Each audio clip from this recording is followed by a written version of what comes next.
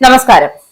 ഇന്ത്യയും ഇറാനും തമ്മിലുള്ള നൂറ്റാണ്ടുകൾ പഴക്കമുള്ള സൗഹൃദത്തിന് പുതിയൊരു നയതന്ത്ര അധ്യായം കൂടി ചേർക്കുന്നതായി വിലയിരുത്തപ്പെടുന്ന സംഭവമാണ് ഇറാന്റെ പരമോന്നത നേതാവ് ആയത്തുള്ള അലി ഖമേനിയുടെ സംസ്കാര ചടങ്ങിൽ ഇന്ത്യൻ പ്രതിനിധികളുടെ സാന്നിധ്യത്തിന് പിന്നാലെ പുറത്തുവരുന്നത്. സംസ്കാര ചടങ്ങിൽ പങ്കെടുത്ത ഇന്ത്യൻ സർക്കാർ പ്രതിനിധികൾക്കും വിവിധ രാഷ്ട്രീയ നേതാക്കൾക്കും ഇന്ത്യൻ ജനതയ്ക്കും നന്ദി അറിയിച്ചുകൊണ്ടാണ് ഇന്ത്യയിലെ Islamic republic of Iran embassy ഔദ്യോഗികമായി പ്രസ്താവന പുറത്തിറക്കിയത്. ദുഃഖത്തിന്റെ നിമിഷത്തിൽ ഇന്ത്യ പ്രകടിപ്പിച്ച ആദരവും ഐക്യദാർഢ്യവും ഇറാൻ ജനതയെ ഒരിക്കൽ മറക്കില്ല എന്നായിരുന്നു എംബസി വ്യക്തമാക്കിയത്.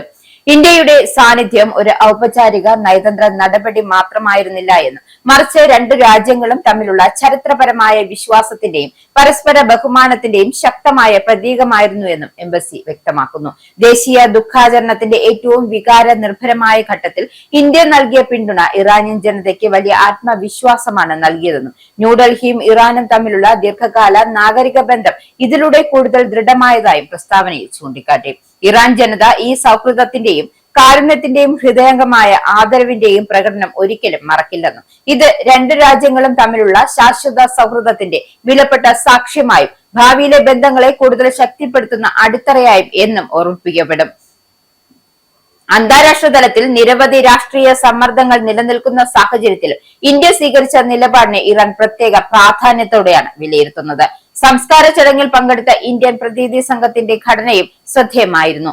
അന്താരാഷ്ട്ര പങ്കാളികളുടെ പങ്കാളിത്തത്തെക്കുറിച്ചുള്ള വിവിധ തരത്തിലുള്ള നയതന്ത്ര ചർച്ചകൾ നടക്കുന്നതിനിടയിലും ഇന്ത്യ ഔദ്യോഗിക ഉന്നതതല പ്രതിനിധി സംഘത്തെ നേരിട്ട് ഇറാനിലേക്ക് അയക്കുകയായിരുന്നു. കനത്ത സുരക്ഷാ സംവിധാനങ്ങളോടെ നടന്ന ചടങ്ങ് ഇമാം ഖൊമേനി ഗ്രാൻഡ് മൊസല്ല സമുച്ചയത്തിലായിരുന്നു സംഘടിപ്പിച്ചത്.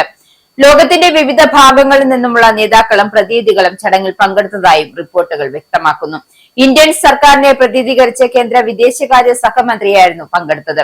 ഇന്ത്യൻ സർക്കാരിന്റെയും രാജ്യത്തെ ജനങ്ങളുടെയും പേരിൽ അവർ അനുശോചനം രേഖപ്പെടുത്തുകയും ഇറാനിയൻ നേതൃത്വവുമായി കൂടിക്കാഴ്ച നടത്തുകയും ചെയ്തു. ഇരു രാജ്യങ്ങളും തമ്മിലുള്ള ദീർഘകാല ബന്ധത്തിന്റെ പ്രതീകമായാണ് ഈ സന്ദർശനത്തെ വിലയിരുത്തുന്നത്. ഔദ്യോഗിക പ്രതിനിധി സംഘത്തിന് പുറമെ ഇന്ത്യയിലെ വിവിധ രാഷ്ട്രീയ കക്ഷികളിൽ നിന്നുമുള്ള പ്രമുഖ നേതാക്കളും ചടങ്ങിൽ പങ്കെടുത്തിരുന്നു. മുതിർന്ന കോൺഗ്രസ് നേതാവും മുൻ വിദേശകാര്യമന്ത്രിയുമായ സൽമാൻ ഖുർഷിദ് കോൺഗ്രസിനെ പ്രതിനിധീകരിക്കുമ്പോൾ Jammu Kashmir People's Democratic Party അധ്യക്ഷ മെഹമ്മൂദ് മുഫ്തിയും ചടങ്ങിൽ സാന്നിധ്യം അറിയിച്ചു. രാഷ്ട്രീയ നിലപാടുകളിലെ വ്യത്യാസങ്ങൾക്കപ്പുറം ദുഃഖത്തിന്റെ വേളയിൽ ഇറാനിയൻ ജനതയോടൊപ്പം ഐക്യദാർഢ്യം പ്രകടിപ്പിക്കാനാണ് തങ്ങൾ എത്തിയതെന്ന സന്ദേശമാണ് ഇന്ത്യൻ പ്രതിനിധികൾ നൽകിയത്. ചടങ്ങിൽ പങ്കെടുത്ത ഇന്ത്യൻ നേതാക്കൾ ഇറാനിയൻ ജനതയുടെ ആത്മാർത്ഥമായ സ്വീകരണത്തെയും ആതിഥ്യ മര്യാദയും പ്രത്യേകം പ്രശംസിക്കുകയും ചെയ്തു. ദേശീയ ദുഃഖാചരണത്തിനിടയിലും വിദേശ പ്രതിനിധികളോട് ഇറാനിയൻ അധികാരിക പ്രകടിപ്പിച്ച ബഹുമാനവും ക്രമീകരണങ്ങളും ശ്രദ്ധേയമായിരുന്നു എന്നാണ് അവർ അഭിപ്രായപ്പെട്ടത്. ദുഃഖം പങ്കിടുന്ന രാജ്യങ്ങൾ തമ്മിലുള്ള മാനുഷിക ബന്ധങ്ങളുടെ പ്രാതിനിധ്യം അല്ലെങ്കിൽ പ്രാധാന്യം ഇത്തരം സന്ദർശനങ്ങൾക്ക് കൂടുതൽ വ്യക്തത നൽകുന്നു എന്ന് വിലയിരുത്തപ്പെടുന്നു.